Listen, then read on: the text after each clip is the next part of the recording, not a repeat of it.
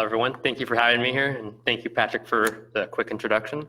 So again, my name is Matt Harmitz. Nice to meet all of you. I graduated from UC Berkeley, and I majored in Asian Studies, which basically is Asian history and literature.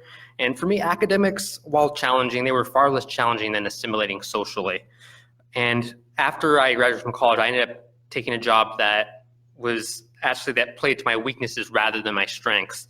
It was at the Aria in Las Vegas. So it was the resort and casino there, really large. And it's obviously a place that's very difficult for anyone who has autism. I didn't really think too much of it at the time. I thought that it would not be that difficult, but that was my first job experience. So I had no idea what I was really getting into. And in that job, it required multitasking. It was very fast paced. It required a really good executive function, which is something that I lack because once I get into an activity, I have a hard time moving from task to task. It's a very social environment, of course, and I would say that I don't have the best social skills, especially at that time when I was severely lacking. And then, of course, picking up on social cues is something that I've always had difficulty with and still learning today. And then, of course, motor skills. I'm also suspected of having dyspraxia, which I think was actually mentioned earlier today, but dyspraxia is basically a disability which primarily focuses on having difficulty with fine motor skills. And for me, I have a really hard time doing anything that's fine motor related. And on that job, I had to do a lot of fine motor related tasks, and I always struggled a lot with them. And while I was on the job, I always really just felt like a social outcast. I never really got along with anyone. I didn't really talk to anyone on the job. And it wasn't until the end of the job where I actually met one person who I started to form a connection with. But at that point, I had just gone so downhill, and my mental state had gotten so bad that I didn't really realize that. I really started forming a connection with him, and shortly thereafter, I did quit the job. Unfortunately, I only lasted at that job for 3 months, and I basically stayed there for as long as I did, because even though after 1 month I knew it wasn't for me, my dad helped me get the job, so I didn't want to let my dad down, nor did I want to let my dad's friend down. My dad also suggested at that time, while I was on the job, that, hey, Matt, maybe you could write a book about your experience there. And I thought that might actually be a really interesting idea. Working at the Aria Hotel, that's not a typical experience for someone with autism to work in a large casino resort like that. And that's another reason why I stayed there. So after I quit the job, I went into a huge depression. I thought that my life was over. I didn't really know what to do. I remember I couldn't even get out of bed. I felt like there was an invisible rock on top of me. It was a really difficult period of time in my life. I felt more suicidal than ever. Although I never attempted suicide, I had never thought more about it at that time than ever. I remember just looking shortly after I eventually got medication. I remember just thinking about overdosing. So I didn't know what to do. I thought that no one cared about me. Thankfully, I did eventually get out of that period. I did meet with psychiatrists, so I started getting medication, of course. My mental state started getting much better. I started attending weekly group sessions with my psychiatrist, and that helped a lot because I met a lot of other neurodivergent people there, and we shared very similar experiences, and it helped just make me more aware that I'm not the only one going through those difficulties, that other people were also going through those same difficulties. I also started reading books about people with autism. I wanted to see how others dealt with their own situations. So I read a lot of New York best time sellers of people who went through difficult situations and how they overcame their own adversity. And it really helped me a lot because it helped me understand how I could approach situations myself. And also helped me because I'm also hoping to write a book still. So that was good for me.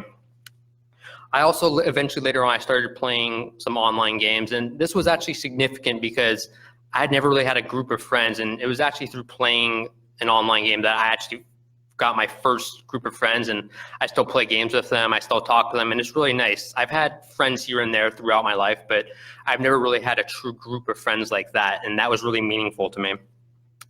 I started bonding better with my brother. I never really had a bad relationship with him, but I didn't really ever get along with him that much. So that was really significant. My mom's relationship with me started getting a lot better. I did something called the Access program at the Mind Institute, where many of those with autism, they come here, and I learned a lot through doing that. We learned social skills.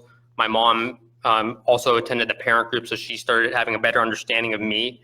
And it actually was through that was really significant that I eventually joined the organization that was mentioned earlier called Fly Brave. And that was basically a huge turning point in my life.